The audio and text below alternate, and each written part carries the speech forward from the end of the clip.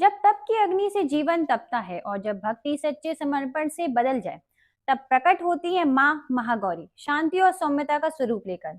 नमस्कार, मेरा नाम ऋतु सिंह है और आप देख रहे हैं धर्म ज्ञान। नवरात्रि का 8वें दिन हम माँ गौरी की कथा और उनके महिमा को जानेंगे। महागौरी शांति और सौंदर्य का स्वरूप है। वे 4 भुजाओं वाली हैं, श्वेत वस्त्र धारण करती हैं, अपना वाहन बैल पर वह विराजमान रहती हैं। उनका वर्ण हिम जितना उज्जवल है और इसलिए उनका नाम पड़ा महागौरी। देवी का ये रूप तप, संयम और पवित्रता का प्रतीक है। अब चलते हैं, जानते हैं कि माँ ने ये रूप क्यों धारण किया।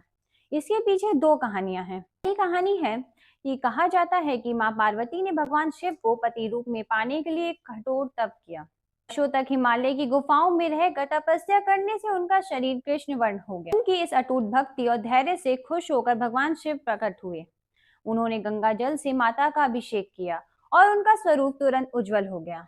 तब से वे माँ गौरी के नाम से जानी गई। दूसरी कथा आती है कि जब असुरों का आतंक चरम पर था, माँ पार्वती ने अपने उग्र कालरात्रि के रूप धारण किया। उनका पूरा शरीर श्याम वर्ण हो गया था। इस स्वरूप में उन्होंने पापियों का संहार किया, देवताओं को मुक्ति दिलाई। लेकिन युद्ध समाप्त होने के बाद भी उनका वही श्याम रूप बना रहा। तभी महादेव प्रकट हुए और अपनी पत्नी को देखकर प्रेम से मुस्कुराए और उन्होंने कहा, आप मेरी श्याम सुंदरी हैं। वचनों से माँ प्रसन्न हो गई, पर मन ही मन वह चाहती थी कि उनका स्वरूप पुनः निर्मल हो। उन्होंने एक बार फिर से कठोर तपस्या की।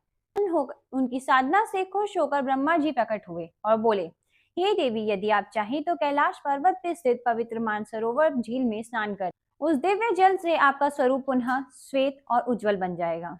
पार्वती जी ने ब्रह्मा जी के आज्ञा के अनुसार मानसरोवर पहुंची। वे झील के पवित्र जल में उतरी और जैसे ही उस झील ने उनके शरीर को स्पर्श किया, माता का श्याम वर्ण धीरे धीरे धुल गया और उनका स्वरूप हिम के समान उज्जवल हो गया। यही माता महागौरी के नाम से पूजित हुई। उनका ये रूप करुणा और शांति का प्रतीक। माँ महागौरी हमें सिखाती हैं कि असली सुंदरता श्वेत वर्ण में नहीं, बल्कि मन की पवित्रता और विचार की सच्चाई में है।